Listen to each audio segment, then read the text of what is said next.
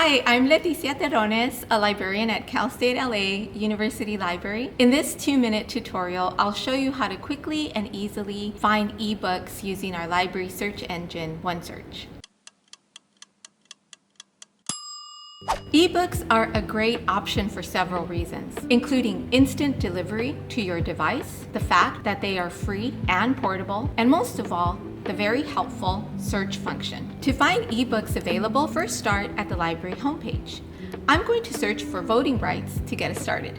Right away I see that I'm getting a ton of different kinds of results. I can narrow these down by using the filter options on the left-hand side. The first filter option I'm going to use is full text online, which is under available at Cal State L.A. Then I'm going to click on books under resource type. You may have to click on show more to see all of the available filter options. Once I find one that looks good to me, I click on the title to get more information. Look for the full text availability and the link where you can access the book. You'll also want to look at how many people can use the book at one time.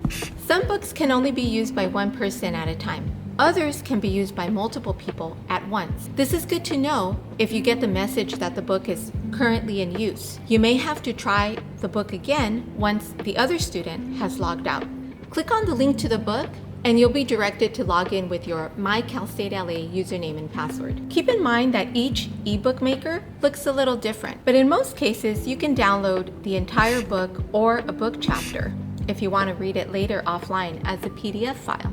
You can also save the book to read it later, print or highlight sections of the book, generate citations, and search for specific terms within the book with just a few clicks.